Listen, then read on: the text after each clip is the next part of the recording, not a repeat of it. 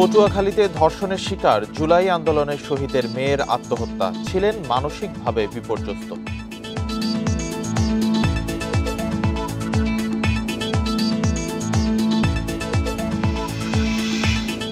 নকশা বহির্ভূত ৩,০০০-এর বেশি ভবন ভেঙে ফেলার সিদ্ধান্ত রাজুকের, সংস্থাকে ঢেলে সাজানোর পরিকল্পনা।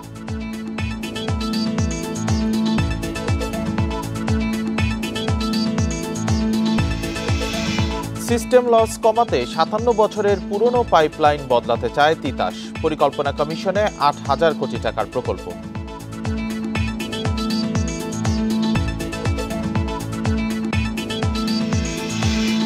দিনের মাত্র ৩ ঘন্টা বিদ্যুৎ পান ভোলার মনপুরার বাসিন্দারা, উৎপাদন কেন্দ্রের জেনারেটর নষ্ট থাকায় ৪ বছর ধরে ভোগান্তি। বান্ডেল থাকলে প্রতি সেনমানিতে টাকা বাঁচবে। বিকাশ সেনমানি বান্ডেল কিনে জিতুন প্রতি লেনদেনে। স্বাগত ইন্ডিপেন্ডেন্ট সংবাদের সাথে আছি রাকিব আহমেদ। শিরোনামগুলো জানাচ্ছিলাম, এবার যাব পুরো খবরে। ধর্ষণের ঘটনার পর জুলাই আন্দোলনে শহীদ মোহাম্মদ জসিম হাওলাদারের মেয়ে লামিয়া আত্মহত্যা করেছেন। রাতে রাজধানীর শেখের টেকের বাড়িতে এই ঘটনাটি ঘটে। পরে স্থানীয়রা মরদেহ উদ্ধার করে শহীদ সোহরাওয়ার্দী হাসপাতালে নিয়ে যান। স্বজনরা জানান, গত ১৮ মার্চ সন্ধ্যায় পটুয়াখালীর দুমকিতে বাবার কবর জিয়ারত করতে যান লামিয়া। সেখান থেকে ফেরার পথে তাকে তুলে নিয়ে যায় স্থানীয় সাকিব ও সিফাত নামের ২ ব্যক্তি। পরে জলিল মুন্সির বাগানে তাকে ধর্ষণ করা হয়। তার ছবি সামাজিক যোগাযোগ মাধ্যমে ছড়িয়ে দেওয়ারও হুমকি দেয় ধর্ষণকারীরা। পরে এই ঘটনায় মামলা করা হয় পটুয়াখালীতে। তবে ধর্ষণের পর থেকেই শারীরিক ও মানসিকভাবে বিপর্যস্ত ছিলেন লামিয়া। তিনি নিয়মিত চিকিৎসাও নিচ্ছিলেন।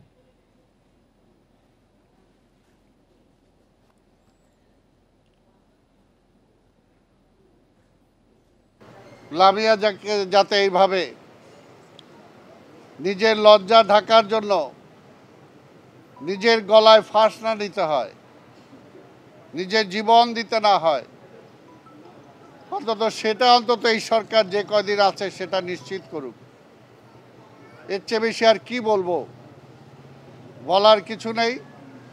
আর যদি তারা এইটুকু দায়িত্ব পালন না করতে পারে, তাহলে অবশ্যই আমরা বলবো যে দ্রুত একটা নির্বাচন দিয়ে একটা নির্বাচিত সরকারের কাছে দায়িত্বটা ছেড়ে দেখ।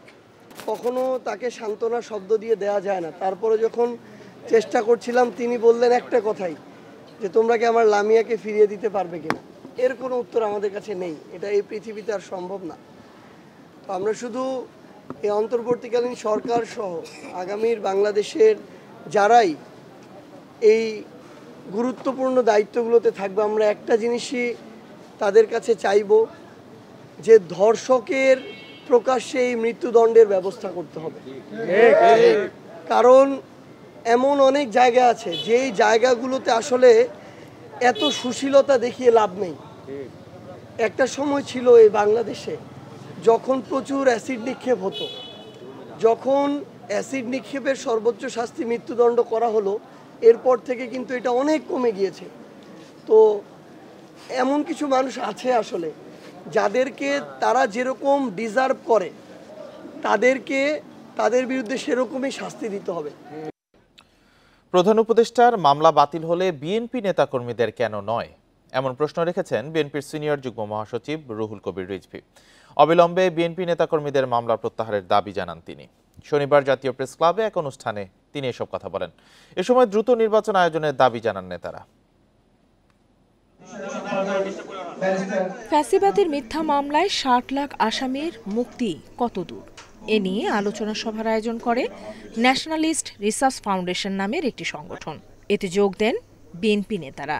আমাদের এই সংগঠনের এ সময় নেতারা অভিযোগ করেন, সংস্কারের অজুহাতে নির্বাচনকে বিলম্বিত করতে চাইছে একটি মহল। উদ্দেশ্য ছিল আবার সেই গণতন্ত্রকে পুনঃপ্রতিষ্ঠা করা, কিন্তু আমরা দেখছি যে নানান তর্ক এবং বিতর্কে আমাদের সেই গণতন্ত্র পুনঃপ্রতিষ্ঠা করা আজকে দুরূহ ব্যাপার হয়ে দাঁড়িয়েছে।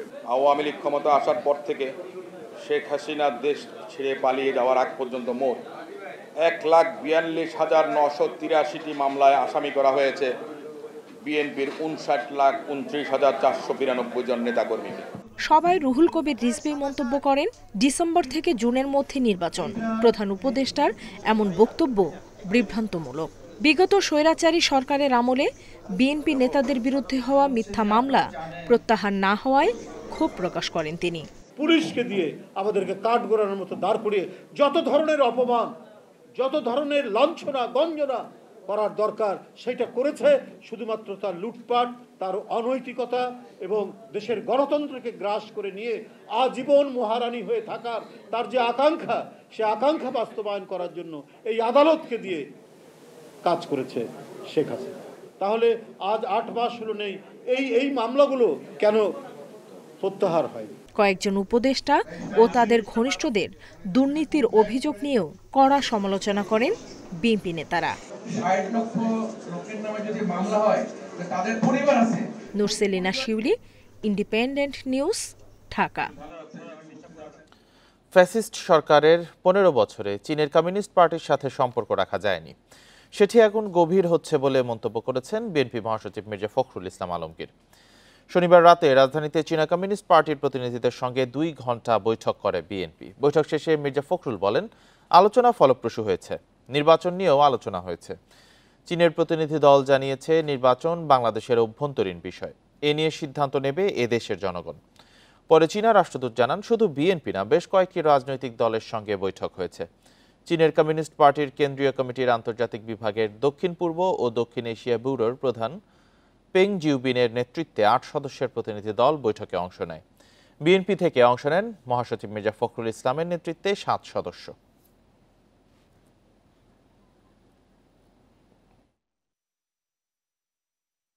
আমাদের একটা খুব অনেক পুরনো সম্পর্ক আছে আপনার চীনা কমিউনিস্ট পার্টির সঙ্গে।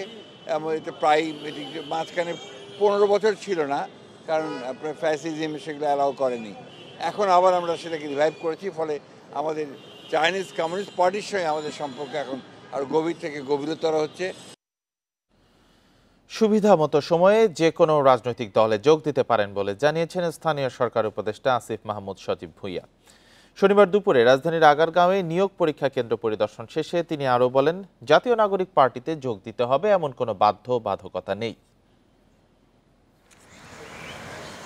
রাজধানীর আগারগাঁওয়ে শেরেবাংলা কৃষি বিশ্ববিদ্যালয়ে পল্লী দারিদ্র বিমোচন ফাউন্ডেশনের নিয়োগ পরীক্ষা কেন্দ্র পরিদর্শন করেন স্থানীয় সরকার উপদেষ্টা আসিফ মাহমুদ সজীব ভুঁইয়া। এরপর কথা বলেন গণমাধ্যমের সঙ্গে, জানান সুবিধামতো সময় যে কোনো রাজনৈতিক দলে যোগ দিতে পারেন তিনি। তবে কোন রাজনৈতিক দলের সাথে যুক্ত হবেন সে বিষয়ে সিদ্ধান্ত নেওয়ার সময় এখনো আসেনি। গণঅভ্যুত্থানের সামনে থেকে নেতৃত্ব দেওয়ার কারণে মানুষের একটা আকাঙ্ক্ষা তো আছে যে আমরা দেশের জন্য দীর্ঘমেয়াদে কাজ করি। তবে কোন রাজনৈতিক দলে আসলে যুক্ত হব সেটা তো এখনই আসলে সিদ্ধান্ত নেওয়ার সময় হয়নি, কিংবা কখন যুক্ত হব সেটাও এখনো আসলে অনেকটাই আনসার্টেইন। এপিএস কাণ্ড নিয়ে বলেন, চলমান অভিযোগের জেরে নয়, পূর্ব সিদ্ধান্ত অনুযায়ী পদত্যাগ করেছেন তিনি। উদ্দেশ্য প্রণোদিত নয়, সঠিক তথ্যের ভিত্তিতে অনুসন্ধান চালাতে সাংবাদিকদের অনুরোধ জানান তিনি। তিনি এখন মন্ত্রণালয়ের দায়িত্বে নেই, মন্ত্রণালয়ের দায়িত্বে থাকলে মন্ত্রণালয় থেকে আমরা তদন্ত করতে পারতাম। আর সেহেতু আমরা দুদককে অনুরোধ করেছি তদন্ত করার জন্য, এবং ইতিমধ্যেই দুদক তদন্ত কার্যক্রম শুরু করেছে। যদি কিছু থাকে সেটাও সামনে আসবে, যদি এটা নিছক গুজব হয় সেটাও সামনে আসবে। নিজের সম্পদের হিসাব জমা না দেয়া প্রসঙ্গে এই উপদেষ্টা জানান, ছাত্র থাকাকালীন টিন সার্টিফিকেট না থাকায় সম্পদের হিসাব জমা দিতে পারেননি। তবে আগামী বছর থেকে আয়কর জমা দিয়ে সম্পদের হিসাব দেবেন। সুলতানা জাহান মিতু, ইন্ডিপেন্ডেন্ট নিউজ, ঢাকা। 2 বারের বেশি প্রধানমন্ত্রী ও রাষ্ট্রপতি না হওয়ার বিষয়ে একমত হয়েছে জামাতে ইসলামী।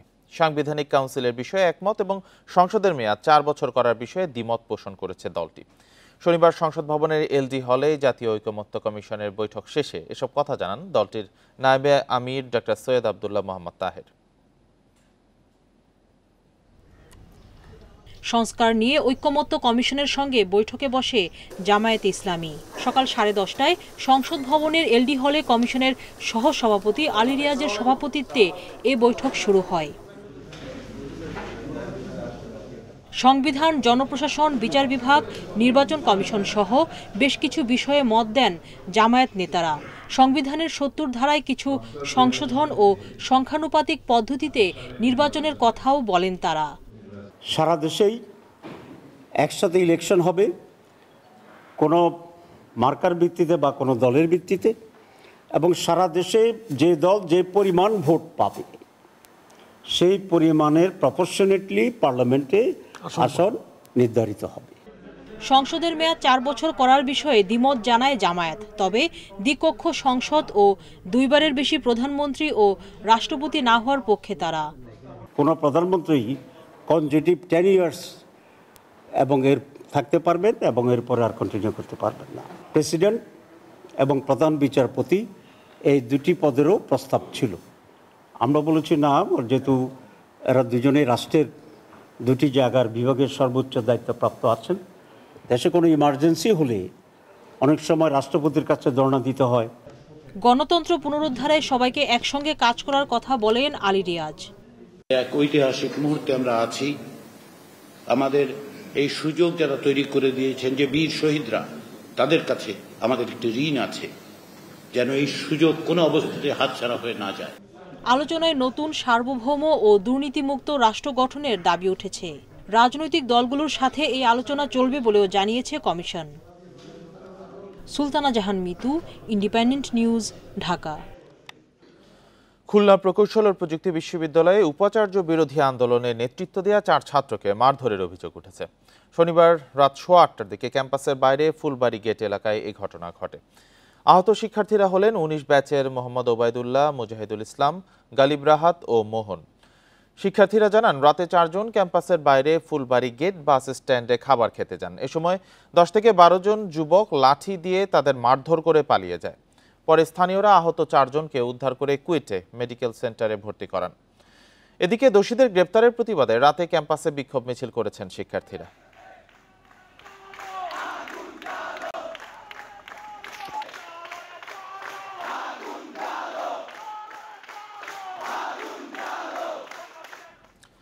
পিএসসি সংস্কার ও প্রশ্ন ফাঁসের সঙ্গে জড়িতদের শাস্তির দাবিতে ময়মনসিংহ ও রাজশাহীতে রেল লাইন অবরোধ করে বিক্ষোভ সমাবেশ করেছেন শিক্ষার্থীরা। শনিবার রাত 9টার দিকে ময়মনসিংহে ঢাকাগামী অগ্নিবীণা ট্রেন আটকে বিক্ষোভ করেন বাংলাদেশ কৃষি বিশ্ববিদ্যালয়ের শিক্ষার্থীরা। এতে ঢাকা ময়মনসিংহ রেলপথে প্রায় 1 ঘন্টা ট্রেন চলাচল বন্ধ হয়ে যায়। পরে সেখানে গিয়ে শিক্ষার্থীদের সঙ্গে আলোচনা করে রেল কর্তৃপক্ষ। এ সময় প্রশাসনের পক্ষ থেকে তাদের দাবি আদায়ের আশ্বাস দেওয়া হলে অবরোধ তুলে নেন তারা। এদিকে পিএসসি সংস্কারের দাবিতে রাজশাহী বিশ্ববিদ্যালয় সংলগ্ন রেল লাইন অবরোধ করে বিক্ষোভ করেছেন শিক্ষার্থীরা। শনিবার রাত 10:30 থেকে 11:30 পর্যন্ত অবরোধ করেন তারা। এই সময় খুলনা থেকে ছেড়ে আসা মহানন্দা এক্সপ্রেস ট্রেনটি আটকা পড়ে। আধা ঘন্টার কিছু সময় পর রেল অবরোধ তুলে দিলে ট্রেন চলাচল স্বাভাবিক হয়। এখন তো ট্রেন তো যেটা আটকা ছিল সেটা চলে আসছে, এখন স্বাভাবিক হয়ে গেছে। অগ্নিবীণা এক্সপ্রেসটা আটকা পড়ছিল, কৃষি ইউনিভার্সিটির ছাত্ররা যে পিএসসি সংস্কারের একটা ইস্যু নিয়ে আটকে রাখছিল, আমাদের অনুরোধে ওরা ছেড়ে দিচ্ছে। নকশার ব্যত্যয় ঘটিয়ে ঢাকায় নির্মাণাধীন 3,382টি ভবনের অবৈধ অংশ চিহ্নিত করেছে রাজধানী উন্নয়ন কর্তৃপক্ষ। এসব অবৈধ অংশ ভেঙে ফেলার কড়া হুঁশিয়ারি রাজুক চেয়ারম্যান ইঞ্জিনিয়ার মোহাম্মদ রিয়াজুল ইসলামের। জরিমানা, ভবন সিলগালা সহ বিভিন্ন শাস্তি দেওয়া হবে বলে সতর্ক করেছেন তিনি। পাশাপাশি রাজুককে ঢেলে সাজানোর পরিকল্পনার কথা জানান সদ্য নিয়োগপ্রাপ্ত এই চেয়ারম্যান। যানজট, দূষণ কিংবা জলাবদ্ধতা, নানা সমস্যায় জর্জরিত রাজধানী ঢাকা। এর মধ্যে মরার উপর খাড়ার ঘা হয়ে দাঁড়িয়েছে অনিয়ন্ত্রিতভাবে গড়ে ওঠা অসংখ্য ভবন। এবার অবৈধ ভবনের কাজ স্থগিত রাখার নির্দেশনা দিয়েছে রাজুক। পাশাপাশি পর্যায়ক্রমে অবৈধ অংশ ভেঙে ফেলার কাজও শুরু করেছে তারা। তবে শাস্তি হিসেবে প্রথম ধাপে সেবা সংযোগ বিচ্ছিন্ন, ফৌজদারি মামলা দায়ের, নকশা বাতিল এবং প্রয়োজনে ভবন সিলগালা করার কথাও জানিয়েছে রাজুক। নিয়মের ব্যত্যয় ঘটানো নির্মাণাধীন 3,382টি ভবন প্রাথমিকভাবে চিহ্নিত করেছে রাজুক। এই 3,382টা ব্যত্যয়কৃত অর্থাৎ ডেভিয়েটেড বিল্ডিং আমরা শনাক্ত করি। তো করার পরে এবং নট অনলি কিন্তু মুখে মুখে রাখি, মাপ যোগ করে আমার কাছে লিস্ট আছে কোনটা কতটুকু ডেভিয়েশন, বিদ্যুৎ, গ্যাস, পানি তারও যাবে। তারা যে যাদের এই সংযোগগুলো আছে এগুলো বিচ্ছিন্ন করে মিটার আগেও বিচ্ছিন্ন কিন্তু মিটার সিজ করা হবে। ট্যাপের পরিকল্পনা অনুযায়ী 2,35,00,000 মানুষের জন্য ঢাকাকে বাসযোগ্য করে তোলাই লক্ষ্য। এক্ষেত্রে জোন ভিত্তিক পরিকল্পনার কথাই বলছে রাজুক। বিভিন্ন অনিয়মে রাজুক দায় এড়াতে পারে না উল্লেখ করে সুশাসন, জবাবদিহিতা নিশ্চিত করতে রাজুককে ঢেলে সাজানোর কথা বলছেন গুরুত্বপূর্ণ এই সেবা সংস্থার চেয়ারম্যান। ডেভেলপার কোম্পানি হোক, কোনো ব্যক্তি মালিকানায় হোক, যখন কোনো কনস্ট্রাকশন শুরু করবে তার 15 দিন আগে রাজুককে চিঠি দেবে। সাসপেন্ড করছি, আমরা তদন্ত করতেছি, সকস করতেছি, বিভাগীয় মামলা দায়ের করতেছি। আমরা কিন্তু আমি বলবো না যে রাজুক এগুলোর জন্য দায়ী না, রাজুকও দায়ী। কাজে রাজুকের কর্মকর্তা কর্মচারী যারা দায়ী তাদের প্রতি ব্যবস্থা নেওয়া হচ্ছে। নগরের পানি, বিদ্যুৎ, গ্যাসের মতো সেবা সংস্থার বিষয়ে সমন্বিত সিদ্ধান্তের উপরও গুরুত্ব দেন Rajuk chairman. Rezwanul Haque, Independent News, Dhaka. System loss কমাতে 57 বছরের পুরনো পাইপলাইন বদলাতে চায় Titas gas transmission company. Dhaka Narayanganj city corporation এলাকায় নতুন পাইপলাইন বসাতে পরিকল্পনা কমিশনে ৮,১৬০ কোটি টাকার প্রকল্প প্রস্তাব পাঠিয়েছে সংস্থাটি। তবে বিশেষজ্ঞরা বলছেন গ্যাস সরবরাহ সক্ষমতা কমছে, তাই অগ্রাধিকার খাত চিহ্নিত না করে এমন প্রকল্প নেওয়া অযৌক্তিক। গত অর্থবছর পেট্রোবাংলা থেকে তিতাস গ্যাস বরাদ্দ পায় ১,৫৭০ কোটি ঘনমিটার, বিক্রি করে ১,৪৫০ কোটি ঘনমিটার। বাকি ৭.৬৭ ভাগই সিস্টেম লস। চলতি বছর জানুয়ারিতে যা ১০% ছাড়ায়। তিতাস বলছে আবাসিকের কয়েক লাখ অবৈধ সংযোগ, শিল্প খাতে গ্যাস চুরির পাশাপাশি ৬ দশকের পুরনো পাইপলাইনের লিকেজ সিস্টেম লসের মূল কারণ। তাই ঢাকা নারায়ণগঞ্জ এলাকায় প্রায় ২,৮০০ কিলোমিটার পাইপলাইনের পরিবর্তন করা হবে। প্রকল্পে অর্থায়ন করবে সরকার, বিদেশি দাতা সংস্থা ও তিতাস। ১৮টি স্টেশনে বসবে স্ক্যাডা সিস্টেম। ২০৩০ সালে শেষ করার লক্ষ্যে প্রকল্প প্রস্তাব গেছে পরিকল্পনা কমিশনে। ৬৮ সালে থেকে শুরু হয়েছে সেই পুরাতন লাইনগুলো, এগুলো নমিনাল লাইফ ৩ হয়ে গেছে। তো কিছু কিছু ক্ষেত্রে দেখা যাচ্ছে এই লাইনগুলো অনেক নিচে, মাটির নিচে, ওই জায়গায় যে আমার এগুলো রিপেয়ার করা সম্ভব না। সেই জায়গায় সেটি আর কি পরিকল্পনা হিসেবে এই প্রজেক্টটা নেওয়া। প্রথমে আইডেন্টিফাই করা হবে যে কোন কোন এলাকার মধ্যে ম্যাপিং করা হবে, ডিজিটাইজড করা হবে যে কোন কোন এলাকায় এগুলোকে রিপ্লেস করে কোন কোন পথে পাইপলাইনগুলো বসানো হবে। জ্বালানি বিশেষজ্ঞরা বলছেন দুর্নীতিবাজ কর্মীদের যোগসাজশেই আবাসিকের অবৈধ গ্যাস সংযোগের দৌরাত্ম্য ঠেকানো যাচ্ছে না। অন্যদিকে গ্যাসের উত্তোলন কমায় বাড়ছে আমদানির এলএনজি নির্ভরতা। তাদের মতে শিল্প খাতে গ্যাস সরবরাহে প্রাধান্য দিয়ে জ্বালানি কৌশল নিতে হবে। কোনো কিছু চিন্তা করারই আমার মনে হয় না এখানে অবকাশ আছে, এক্সেপ্ট দ্যাট আমাদের কিভাবে আমরা এখন ক্রাইসিস ম্যানেজমেন্ট করতে পারবো। তো এই অবস্থায় নতুন কিছু ইনভেস্টমেন্ট করাটা মোটেই ঠিক হবে না। আমাদেরকে একটা সুষ্ঠু নীতিতে আসতে হবে যে আমরা কোন কোন সেক্টরে গ্যাস দেব। এদিকে সিস্টেম লস বেড়ে যাওয়ায় নেতিবাচক প্রভাব পড়েছে পুঁজিবাজারে তালিকাভুক্ত তিতাস গ্যাসের মুনাফায়। গত অর্থবছর প্রতিষ্ঠানটির শেয়ার প্রতি লোকসান ছাড়িয়েছে ৭.৫ টাকা। Hari Saha, independent News, Dhaka. দক্ষিণ পশ্চিমাঞ্চলের ১৫ জেলায় শনিবার বিদ্যুৎ সরবরাহ ৩ ঘন্টা বিঘ্নিত হওয়ার পর রাত ৮:৩০টার দিকে পরিস্থিতি স্বাভাবিক হয়েছে। ওয়েস্ট জোন পাওয়ার ডিস্ট্রিবিউশন কোম্পানির প্রকৌশলী আব্দুল মজিদ এ তথ্য নিশ্চিত করেছেন। তিনি জানান, গোপালগঞ্জের আমিনবাজার ৪০০ কেভি গ্রিড লাইনে ত্রুটি দেখা দেয়ায় বিকেল থেকে খুলনা সহ দক্ষিণ পশ্চিমাঞ্চলে বিদ্যুৎ বিভ্রাট হয়, পরে তা স্বাভাবিক হয়। শনিবার বিকেলে গোপালগঞ্জের আমিনবাজারে ৪০০ কেভি গ্রিড লাইনে ত্রুটি দেখা দেয়। ৫:৩০ থেকে বিদ্যুৎ সরবরাহ বিঘ্ন ঘটে। এতে ওয়েস্ট জোন পাওয়ার ডিস্ট্রিবিউশন কোম্পানির আওতাধীন খুলনা, যশোর, বরিশাল, ঝালকাঠি সহ ১৫টি জেলায় বিদ্যুৎ সরবরাহ ব্যাহত হয়। কোথাও ১.৫ ঘন্টা, আবার কোথাও ২.৫ থেকে ৩ ঘন্টা পর্যন্ত সংকট দেখা দেয়। খুলনায় বিদ্যুৎ সরবরাহ বন্ধ ছিল বিভিন্ন সময়। এতে তীব্র গরমের মধ্যে চরম দুর্ভোগে পড়েন লোকজন। সিস্টেম আপডেট থেকে শুরু করে কাস্টমার যত সার্ভিস, এটা আমাদের নেট ছাড়া কখনোই সম্ভব না, যে কারণে যেহেতু কারেন্ট ছিল না লং টাইম, আমাদের কাজটা অনেক বিলম্ব হয়েছে। তবে রাত ৮:৩০টার দিকে পরিস্থিতি স্বাভাবিক হয় বলে জানান ওয়েস্ট জোন পাওয়ার ডিস্ট্রিবিউশন কোম্পানির প্রধান প্রকৌশলী। প্রথম ১ ঘন্টা ১৫ মিনিট থেকে শুরু করে আস্তে আস্তে ৮:২০-এর ভিতরে সব লাইন মোটামুটি স্বাভাবিক হয়। আমাদের লাইনগুলো এখন সম্পূর্ণরূপে ফুল লোডে চালু আছে। এবং গ্রিডের যে সমস্ত গ্রিড বন্ধ ছিল সব গ্রিডই আস্তে আস্তে স্বাভাবিক চালু হয়ে গেছে। গ্রিড বিপর্যয়ের কারণে প্রায় 1.5 ঘন্টা বিদ্যুৎ বিচ্ছিন্ন ছিল রাজবাড়ী। পরে সন্ধ্যা 7টার পর জেলার বিভিন্ন জায়গায় পরিস্থিতি স্বাভাবিক হতে শুরু করে। গ্রিড বিপর্যয়ের কারণে লক্ষ্মীপুরে বিভিন্ন জায়গায় বিকেল 5টা থেকে সন্ধ্যা 7টা পর্যন্ত বিদ্যুৎ সরবরাহ বন্ধ থাকে। এতে সাধারণ মানুষ সহ ব্যবসা বাণিজ্য, শিল্প কারখানা শ্রমিকদের চরম ভোগান্তিতে পড়তে হয়। আসা যাওয়ার মাধ্যমে দেখা গেছে যে গরম পড়তেছে, এই গরমে অতিষ্ঠ হয়ে দেখা গেছে এই পরিবারের অনেক বাচ্চা কাচ্চা অসুস্থ হয়ে গেছে। স্বাভাবিক হওয়ার পরেও আধা ঘন্টা 1 ঘন্টা পর বারবার কয়েকবার গিয়েছে। আমরা সরকার প্রতি আহ্বান জানাবো যে গ্রিড বিপর্যয় সহ যে কোনো সমস্যা দ্রুত সমাধান করার জন্য। ভবিষ্যতে গ্রিড লাইনের বিপর্যয় ঠেকাতে বিশেষ ব্যবস্থা নেওয়া হচ্ছে বলে জানিয়েছে কর্তৃপক্ষ। Tanzil Hasnat, independent news. এবার গ্রীষ্মে সহনীয় মাত্রায় লোডশেডিং হবে, যা গ্রাম ও শহরে সমভাবে বন্টন করা হবে, এমন মন্তব্য করেছেন বিদ্যুৎ ও জ্বালানি উপদেষ্টা। শনিবার রাজধানীর বিদ্যুৎ ভবনে আয়োজিত সেমিনারে তিনি বলেন, জ্বালানি খাতে বিগত সরকারের রেখে যাওয়া $260 কোটি বকেয়া পরিশোধ করেছে অন্তর্বর্তী সরকার। এ সময় আলোচকরা বলেন, দাম নির্ধারণে গ্রাহকদের ঠকাচ্ছে বিপিসি, পেট্রোবাংলা, পিডিবির মতো প্রতিষ্ঠান। ডলার সংকটে এলএনজি আমদানিতে বাধা, স্থানীয় উত্তোলনও দিন দিন কমছে। এমন বাস্তবতায় 2020-21 অর্থবছর থেকে দেশে গ্যাস সরবরাহ নিম্নমুখী।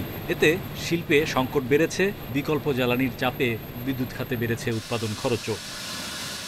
নতুন গ্যাস কূপ না মিললে 2030 সাল নাগাদ গ্যাসের চাহিদা মেটাতে 75% পর্যন্ত এলএনজি নির্ভরতা বাড়তে পারে। এজন্য দরকার হবে আরও 2 FSRU। তাই গ্যাস চুরি, অপচয় রোধ সহ দক্ষ জ্বালানি কৌশলের তাগিদ বিশেষজ্ঞদের। Domestic supply can be stopped first in well-to-do areas. In the last stages, provide subsidy for LPG to poor urban dwellers using ration cards. সেমিনারে আলোচকরা বলেন, গ্যাস অনুসন্ধানে বিনিয়োগে সর্বোচ্চ গুরুত্ব দিতে হবে। সমুদ্রে গ্যাস অনুসন্ধানে পুনরায় দরপত্রের তাগিদ তাদের। যে বিগত সরকারের সময়ে বেশি বেশি করে দেখানোর একটা প্রবণতা ছিল, তার মাধ্যমে বেশি বেশি করে বেসরকারি বিনিয়োগ এবং বেশি বেশি করে তার মাধ্যমে অনিয়ম, দুর্নীতি, এই বেশি প্রবণতাটা দুর্ভাগ্যজনকভাবে এখনো রয়ে গেছে। আমাদের নতুন করে জ্বালানির প্রাক্কলন দরকার। ট্রু প্রাইসিং যদি গ্যাসের করতে হয় তাহলে অন্তত 20% রেভিনিউ রিকোয়ারমেন্ট কমে যাবে বিদ্যুৎ সেক্টরে, গ্যাস সেক্টরে হচ্ছে এই এবং জ্বালানি সেক্টরে। এই কোম্পানিগুলোর এই বেনিফিটটা নিয়ে তারা কি করছে?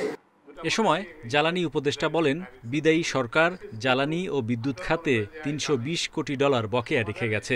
এতে সরবরাহকারীরা বাড়তি দাম চাপিয়ে দিচ্ছিল। অন্তর্বর্তী সরকার বকেয়া $60 কোটি নামিয়েছে।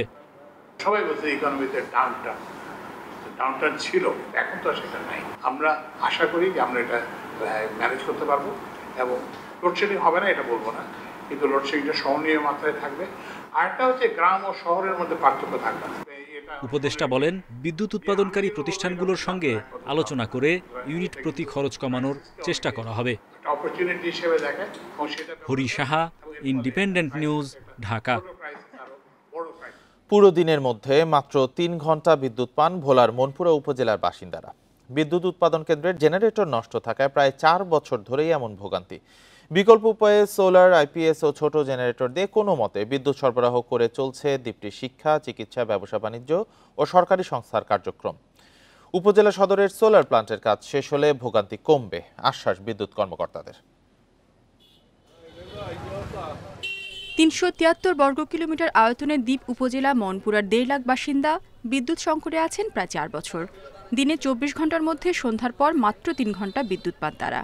সোলার, আইপিএস এবং জেনারেটরের মাধ্যমে উৎপাদিত এই বিদ্যুতের জন্য টাকাও গুনতে হচ্ছে বেশি। দিনে তো থাকে না, রাত্রে কোনো রকম বিদ্যুৎ দেয় তাও নিয়ে যাই। পোলাপাইনেরে পড়ালেখা করাতে পারি না, এত সমস্যা। আমি জয়েন করার পরে এখানে বিদ্যুৎ নাই, আর বিদ্যুৎ না থাকার কারণে আমাদের অনেক সমস্যা হচ্ছে।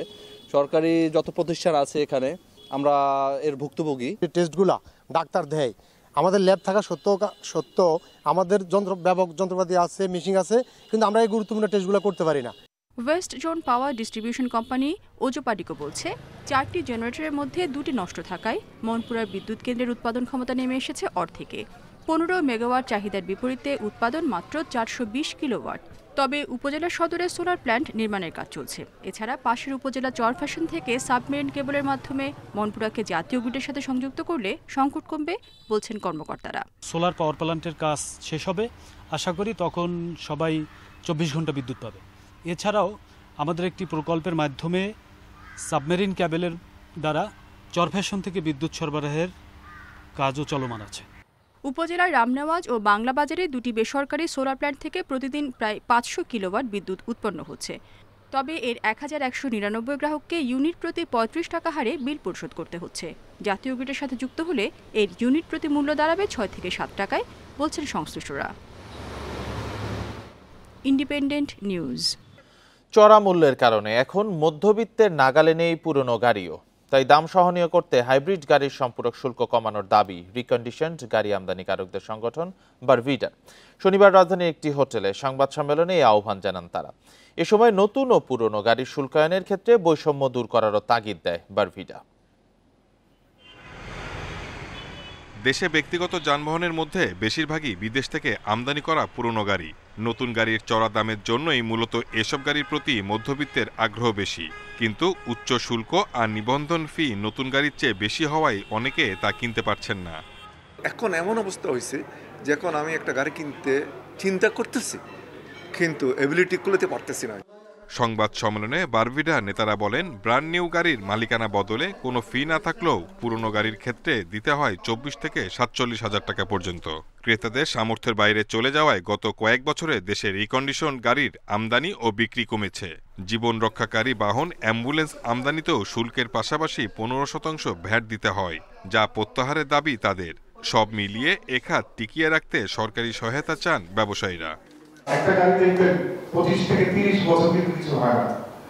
সো এটা একটা ইকোনমিক ব্যবস্থা। ট্রান্সপোর্টে বিপ্লব হতে পারে, উৎপাদন আসতে পারে, দেশে ফ্যাক্টরি হতে পারে এবং সারা দেশের মানুষের আমরা উপমহাদেশের মধ্যে সবচেয়ে ভালো অবস্থানে যেতে পারি যদি পলিসিগুলো পরিবর্তন করে। এবং আমাদের অভিজ্ঞতার আলোকে আমরা সরকারকে সহায়তা করব, রাজস্ব বাড়বে। হাইব্রিড গাড়ি ও মাইক্রোবাসের শুল্ক কমালে পরিবহন ব্যয় কমার পাশাপাশি সরকারের রাজস্ব আদায় বাড়বে বলেও দাবি করেন এ খাতের উদ্যোক্তারা। Shahid Ahmed, independent News, Dhaka. আকাশপথে সিলেট থেকে প্রথম চালানে আজ 60 টন পোশাক যাচ্ছে স্পেনে। বিমান বলছে কার্গো উড়োজাহাজ ভাড়া করে এই কার্যক্রম চালানো হবে। চট্টগ্রাম বিমানবন্দরেও সচল হচ্ছে 270 টনের কার্গো স্টেশন। ঢাকা শাহজালাল আন্তর্জাতিক বিমানবন্দর থেকে আরও বেশি কার্গো উড়োজাহাজ পরিচালনার অনুরোধ জানিয়েছেন ব্যবসায়ীরা। সম্প্রতি ট্রান্সশিপমেন্ট সুবিধা বাতিল করেছে ভারত। এরপর আকাশপথে আরও বেশি পণ্য পরিবহনের পদক্ষেপ নেয় বাংলাদেশ। এর ধারাবাহিকতায় সিলেটের ওসমানী বিমানবন্দরে কার্গো হ্যান্ডেলিংয়ের সক্ষমতা বাড়িয়েছে বিমান। সংস্থাটি বলছে প্রাথমিকভাবে উড়োজাহাজ ভাড়া করে পণ্য পরিবহন করা হবে। আপাতত প্রতি সপ্তাহে 4টি উড়োজাহাজে পণ্য যাবে। A330 এয়ারবাস এয়ারক্রাফট, ফ্রেইটার এয়ারক্রাফট এবং 60 টন RMG প্রোডাক্ট আমরা এখানে প্রথম চালানে ফ্রেটের মাধ্যমে আমরা পাঠাবো ইনশাল্লাহ। কর্মীদের প্রয়োজনীয় প্রশিক্ষণ এবং সেখানকার এয়ারপোর্টের যে ইউরোপিয়ান ইউনিয়ন প্রোটোকল অনুযায়ী সেফটি এবং সিকিউরিটি যে প্রোটোকল আছে, যেটা ভ্যালিডেশন সার্টিফিকেশন, সেই কাজগুলো আমাদের সম্পন্ন হয়েছে। অন্যান্য যে কোনো এয়ারপোর্ট থেকে যখন মাল পাঠাই সেখানে $2 থেকে $2.5 আমরা পার কেজিতে পাঠাতে পারি। এখানে $4, $4.5, $5 কখনো $60 পর্যন্ত আমাদেরকে দিতে হয়। তো এই জায়গাটা, এই মনোপলি ব্যবসাটা বন্ধ করতে হবে। এটাকে সরকারকেই উদ্যোগ নিতে হবে। প্রথমে বিদেশি এয়ারলাইন্সগুলিকে ডেকে ওনাদের কথা বলতে হবে। দ্বিতীয়ত পরবর্তীতে বিমান বাংলাদেশকে কার্গো হ্যান্ডলিং শুরু করতে হবে। চট্টগ্রামে শাহ আমানত বিমানবন্দরেও কার্গো উড়োজাহাজের জন্য প্রস্তুত হচ্ছে। সচল হচ্ছে 270 টনের কার্গো স্টেশন। চট্টগ্রাম থেকে চীনে কার্গো ফ্লাইট চালুর বিষয়ে আলোচনা হচ্ছে। যেটা আমরা খুব শীঘ্রই শুরু করবো। আমি ওখানে কার্গো যেটা করা হয়েছে সেটার ভিতরে কাজ কিছু ছিল, ছোটখাটো কাজ, ওগুলো অলরেডি গত 1 সপ্তাহ থেকে শুরু হয়ে গেছে, চলছে। বাকি সব প্রিপারেশন আমরা নিচ্ছি। ওখানে অলরেডি কাস্টমস ইমিগ্রেশন সবাইকে ডেকে একটা মিটিং করা হয়েছে। শাহজালাল বিমানবন্দরেও কার্গো চাপ বেড়েছে। এই পরিস্থিতিতে দ্রুত 3য় টার্মিনাল চালুর দাবি জানিয়েছেন ব্যবসায়ীরা। আল আমিন হোসেন, ইন্ডিপেন্ডেন্ট নিউজ, ঢাকা। তিস্তা নদীতে নাব্যতা সংকট বেড়েছে। উজানের ঢলে নেমে আসা নুড়ি পাথর, মাটি এবং পলি জমে ভরে গেছে নদী। খনন না করায় একসময়ের খরস্রোতা নদী এখন অনেক জায়গায় মরা খালে পরিণত হয়েছে। এই অবস্থায় 3 উপজেলার 15টি নৌঘাট বন্ধের পথে, যার নেতিবাচক প্রভাব পড়েছে তিস্তাপাড়ের মানুষের জীবন ও জীবিকার উপর। প্রায় পানিশূন্য থাকায় তিস্তায় তৈরি হয়েছে অসংখ্য ছোট বড় চর। নদীর মধ্য দিয়ে হেঁটে পারাপার হচ্ছেন লোকজন। বর্ষা মৌসুমে উজান থেকে নেমে আসা পাহাড়ি ঢলের সঙ্গে নুড়ি পাথর নেমে আসায় দ্রুত নদীর তলদেশ ভরাট হয়ে যাচ্ছে।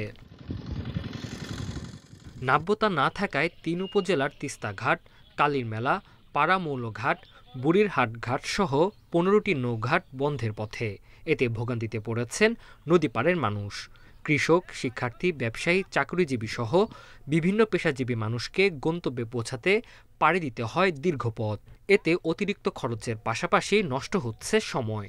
নৌকায় চড়তাম, পাকার মাথায় নামা দিত, আর এখন পানি নাই, নদী পারাপার হতে আমাদের অসুবিধা হয়। বিভিন্ন জায়গায় চর জাগিয়েছে, নৌকা বিভিন্ন জায়গায় বাজে, নৌকায় একটু ভরলেই তাতে নৌকা যেতে পারে না, আমার অসুবিধা হয়।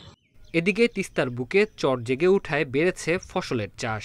তবে নাব্যতা সংকটের কারণে চাষাবাদ ও কৃষিপণ্য পরিবহনে বেড়েছে খরচ। লৌকে চলে না, লৌকে আটকে আমার সময় খুব যায়, অনেক দূর কুড়ি ব্যাগ কুড়ি ঘোড়া লাগে। পানির কারণে নৌকা না থাকলে আমাদেরকে মনে করেন এই ফসল যেটুকুই আমরা উৎপাদন করি তা নিয়ে আসা অনেক অসুবিধা হয়। পানি উন্নয়ন বোর্ডের নির্বাহী প্রকৌশলী জানান, আপাতত তিস্তা খননের কোনো প্রকল্প নেই। মহাপরিকল্পনা খননের বিষয়টি থাকতে পারে। কুড়িগ্রাম জেলার নদ নদীগুলোর পানি ধরে রাখার জন্য আমাদের বর্তমানে তেমন কোনো প্রকল্প চলমান নেই। তবে ভবিষ্যতের জন্য যেমন তিস্তায় আমাদের একটি স্টাডি চলছে পাওয়ার চায়না কর্তৃক, সেখানে তিস্তা খননের মাধ্যমে কিছু নদীর নাব্যতা বৃদ্ধি প্লাস পানি ধরে রাখার একটি ব্যবস্থা হবে। প্রতিদিন 15টি নৌঘাট দিয়ে প্রায় 15,000 মানুষ যাতায়াত করেন। Independent news. লাফিয়ে বাড়ছে পেঁয়াজের দর। চট্টগ্রামের খাতুনগঞ্জে 2 সপ্তাহে কেজিতে বেড়েছে 25 টাকা পর্যন্ত। ব্যবসায়ীরা বলছেন, দেশি পেঁয়াজের মৌসুম শেষ দিকে আসায় আর ভারতীয় পেঁয়াজের সরবরাহ কমায় সংকট দেখা দিয়েছে। এদিকে কোরবানি ঈদের অনেক আগে পেঁয়াজের দাম বাড়ায় কারসাজি দেখছে ক্যাব। এবার রমজানে ক্রেতার নাগালেই ছিল পেঁয়াজের দাম। দেশে ভোগ্যপণ্যের সবচেয়ে বড় পাইকারি বাজার খাতুনগঞ্জেও সরবরাহ ছিল ভালো, কিন্তু ঈদের পর থেকেই বাড়ছে পেঁয়াজের দাম। 2 সপ্তাহে মানভেদে কেজিতে 15 থেকে 25 টাকা পর্যন্ত বেড়েছে। পাইকারি বাজারেই 28 থেকে 32 টাকা কেজির পেঁয়াজ এখন বিক্রি হচ্ছে 45 থেকে 56 টাকায়। পাইকারি বিক্রেতারা বলছেন, বাজারে চাহিদার তুলনায় সরবরাহ কম। বেশি দামের আশায় কৃষক পর্যায়ে পেঁয়াজ মজুদের প্রবণতাও বেড়েছে। এর বাইরে ভারতীয় পেঁয়াজের দাম বেশি পড়ায় বাজারে সংকট দেখা দিয়েছে। হালি পেঁয়াজটা মানে কিছুদিন চাঙ্গে রাখে, ওরা তো একসাথে বেচে না, এটা সারা বছর বেচতে হবে, খাইতে হবে। ওরা আস্তে আস্তে উঠে রাখে, যার দরকার বেচে, যার দরকার না বেচে না, এই কারণে দাম আস্তে আস্তে বাড়তেছে। যেটা ইন্ডিয়া পেঁয়াজ এটাও ফাটতানাকে অনেক বেশি, ইন্ডিয়া পেঁয়াজ আসতেছে না, মার্কেটে নাই বলে চলে, সেজন্য সবগুলো মিলিয়ে পেঁয়াজের দামটা একটু বেশি। তবে পাইকারি ব্যবসায়ীদের এসব কারণকে অজুহাত হিসেবেই দেখছে ক্যাব। অধিক মুনাফার জন্য বাজারে নানা রকম কারসাজি চলছে বলে অভিযোগ সংগঠনটির। যেহেতু বলছে তারা কমিশন এজেন্ট, আড়তদার এবং এখানে যারা আমদানিকারক আছেন অথবা যিনি এটার মালিক তিনি হলো সীমান্তের ওই পারে অথবা অন্য জায়গায়, এগুলো বলেই কিন্তু বোকা বানিয়ে কিন্তু দীর্ঘদিন ধরে পেঁয়াজের এই ধরনের একটা মানে অলিখিত সিন্ডিকেট কিন্তু কাজ করে যায়। যখনই দাম কমে যায় তখন আবার তারা নিজেরা বলে যে আমরা তো আমদানি করছি। এদিকে পেঁয়াজের বাজারে এমন পরিস্থিতিতে তদারকি কার্যক্রম শুরুর কথা জানিয়েছে ভোক্তা অধিদপ্তর। একজন কৃষক শত শত বস্তা তো বিক্রি করেন, তো তাইলে ওইখান থেকে কৃষকের থেকে একটা ডকুমেন্ট রাখা তার জন্য অস্বাভাবিক কিছু না, এবং সেটা রাখতে হবে, না হলে বাজার নিয়ন্ত্রণ করা যাবে না। পাইকারি বাজারে ঊর্ধ্বগতির প্রভাব পড়েছে খুচরা বাজারেও।